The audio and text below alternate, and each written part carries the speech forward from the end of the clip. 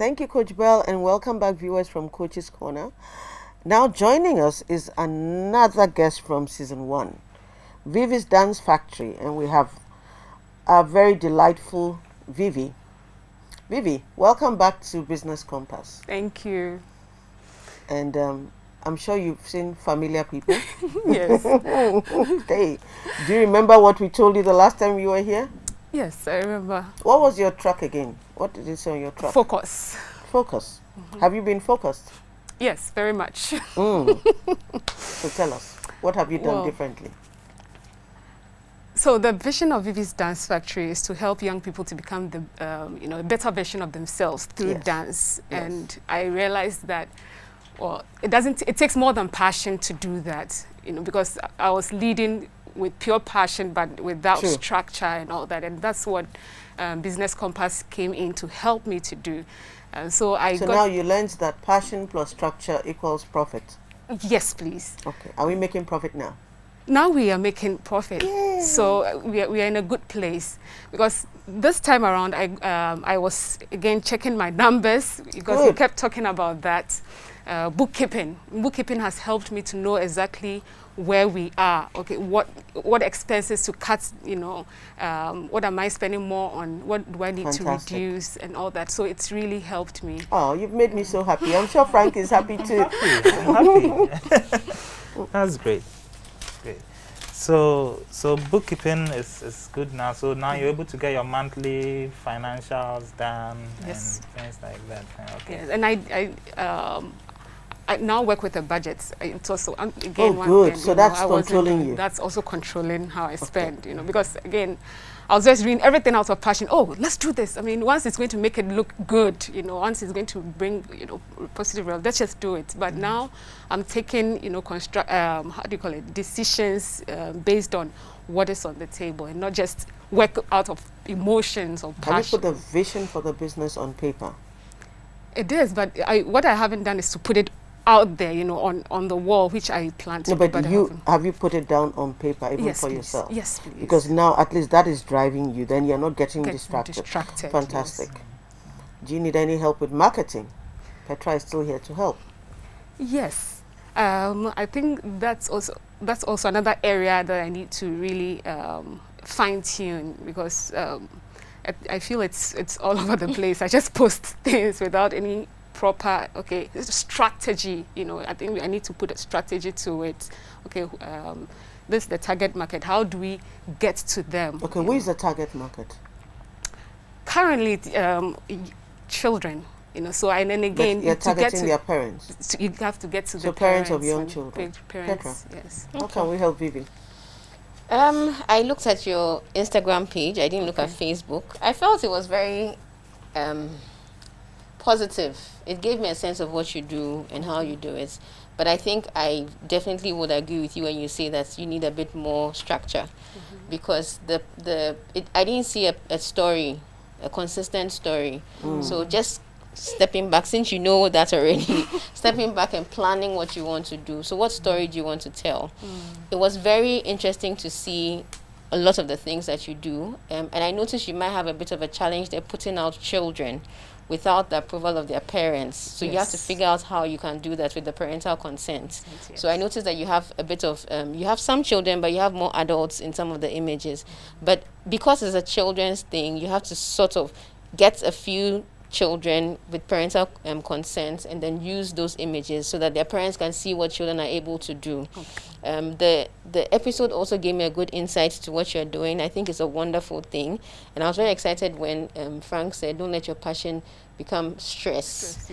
So I'm hoping that you're managing that quite well. Yes, please. So just think about what story do you want to tell and how do you want to tell it consistently. And then what you do with social media is to structure the posts, so you can decide that for this month we are focusing on this particular area. Or pick a theme. Yes, pick a theme. That may help you. Yes, that will help you structure. Yes, and you decide that for this part. So if we're in maybe March and it's talking about Ghana, how are you teaching the Ghanaian dances? Ghanaian dances. Yes. It doesn't have to be Ghanaian dances. Different types. Different types. And what are you doing? What do you do for that? And you just month is going to come. African dances. Put that out. Yeah. And of course, you want to build a community. So the community will be interested in not just coming to the studio, but what else is there. Information is important. Is there information about how dance improves wellness?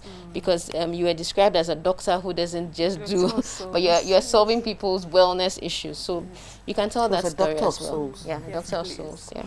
So Okay, great. So we also mentioned the need to look at your compensation and know whether your teachers are employees or self-employed, and then put a structure around it so that they'll be motivated to do Yes. more. Is there any changes that you've made in that area?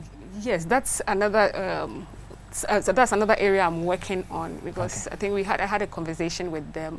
There are some who want to be like who want to be fully employed, you know, to be on salary, something like that, because currently it's like a contract kind of thing, you know. So again, that's something I need advice on because of the nature of our work.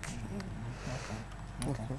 And lastly, we ask that in some instances where you need some help in terms of administrative or anything, ask among the parents if some of them will contribute in any way or form, so that they'll feel involved in the upbringing of their children. Is there any progress towards that? Administratively, I'm currently handling things just to, again, make sure that I have a good structure. And then when I'm handling, I'm handing over to someone, I know exactly what I'm looking You for. get a good grip of it yourself. Yes, actually. please. Makes sense. So, but yeah, we had our first PTA meeting, which we never, that's we nice. never, yeah. So we met the parents via Zoom, and that was like a good step in that direction. The next, we are meeting them this month, this March, for parent viewing, so they can get to come into the space to watch a typical class, and then that's when we can also interact a bit more. So we are working on that. Good. Did you get any insights or feedback from the interaction that you were surprised at? Well, I think for some of them, they were not sure. Okay, my child is interested in dance. She's been bothering me, so I've brought her. Whatever goes on, I don't know. So it was a good opportunity to educate them On the value. Yes, on the values of what we do, the discipline, the confidence we help them to build. Like, we're not just teaching them to dance, but we're helping them to learn life skills, social skills. Okay. You know what I'm thinking? When you came the first time, there was really no structure at all. It was just passion. You were Yes. teaching dance. There's been remarkable progress in the sense that now you're talking admin. You're tracking your finances. You actually know that you are profitable, and you're now thinking of the next level. How do I formalize relationship with the instructors I have? How do I build a community? What's my marketing strategy? So you've actually moved up. I think now is a time to also have a business plan. Yes. So that big vision you have, now let's put it into a plan. In doing the plan, you will address all these issues. You will know exactly, because you know that by the end of next year, this is my target revenue. If I'm going to be making this, then this is how I can get my instructors to make sure that they are helping me make this. Then they can be paid.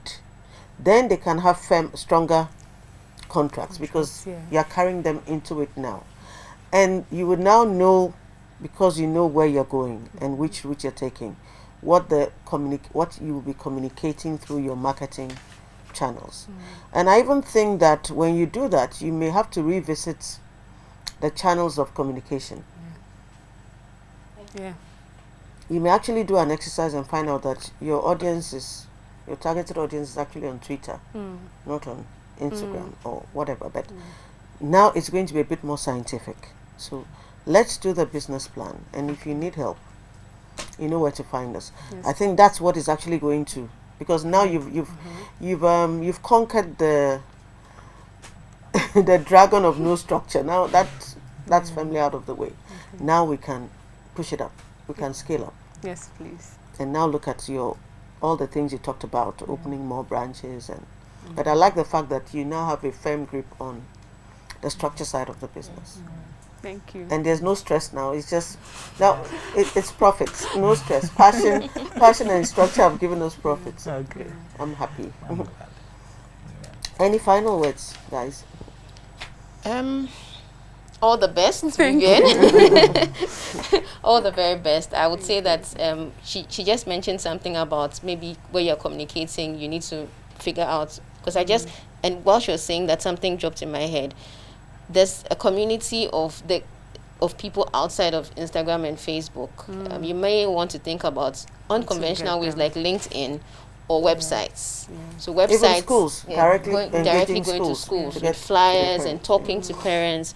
Because when you mentioned the value that dance has on confidence of the children, on the discipline of them, that's something people don't think about. So you actually have to lead the crusade. churches. Lead the crusade to talk about these things so that parents can see the value, because they see it as it's a hobby, which is a good hobby, but if it's going to teach them a life skill, I'm sure parents will be interested in getting involved. So Good advice. Yeah, quick one. So with COVID, it impacted. So how did you manage COVID and its impacts on your business? All right. So as soon as you get to the gate or the entrance, we have the sign there. You have to be in your nose mask. We have someone at the gate to check your temperature. You get in. You have to wash your hands, with soap and water, sanitized, and then when you get to the reception area, we've cleared the lobby, so parents are sitting outside, or we've reduced we put spaces there so that we are observing the social distancing. And then when you get inside the studio, so when students get inside the studio, we've also put spots on the floor where you have Where they can stand. Where they can stand. Well done, yeah. The dance exercises where there's partnering and all that have been revised. And so now students don't hold hands or anything. If they have to skip together, they imagine, they have an imaginary partner, and then they work with them. And you did some stuff virtual as well. Yes, and we run virtual. We run virtual classes as well. Oh. So. The world has changed. I know. Well done, Vivian. Thank you. And thank you for coming back to Business Compass. It's been refreshing to have you back. And we're so proud of you and all the progress you've made. And we look forward to continuing to engage with you and to help you move your business even further. Thank you. Thank you very much, Mrs. Petra Samwa. Thank you, Mr. Frank Abe. Thank you, Mrs. Mona Korte, Mr. Kwame Jantwa, and Baye Yam Chips and Studio 7, who all joined us on this follow-up episode. My name is Charlotte Osei. It's been a pleasure to bring you this episode of Business Compass. We're still the GPS for your business, and we look forward to seeing you again next week. The business tips are proudly brought to you by First National Bank. Hello everyone, my name is Mona Korte. It's such a delight to come into your homes once again to give you a business tip. Now, as an entrepreneur or a business person, as I had told you before, Ghana, West Africa and Africa is your big market. So many people, big population, and Sub-Saharan Africa alone has billions of people, and you must take advantage of that market. How do you do that? By creating capital, and we discussed how we save to create capital. Then we start our business. We start with baby steps. First step, second step. Don't be afraid. Just start. And when you do, always celebrate the little successes along the way. Celebrate them, grow them, and eventually you'll be running a fairly big organization. Of course, do what you are comfortable with. As we said earlier, no one can walk in your shoes. You do it, and you do it by yourself and within your comfort zone. So now that you have your capital, you have your business, you have your market, you have no excuse not to be wealthy. Enjoy your wealth, stay healthy, keep an open mind, and have lots of love in your heart. Remember to share whatever you have with others. So wish you all the best, and bye for now.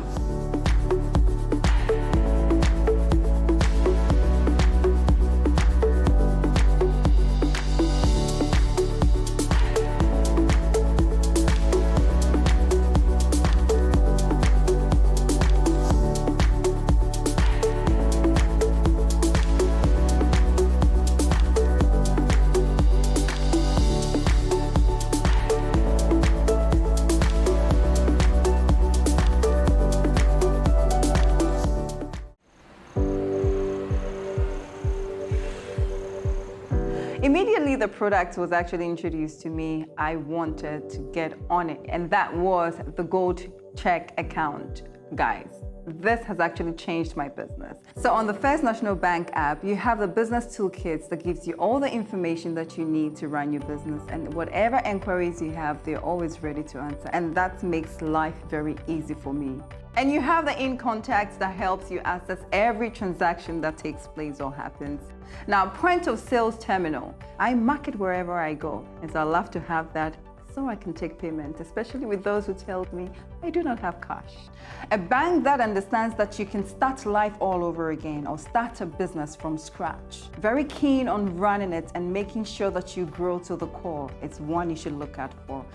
My name is Jifa Bekre Gray, the CEO of Jifa Gray Creations. I recommend that you sign up to the Gold Check account from First National Bank for a great banking experience.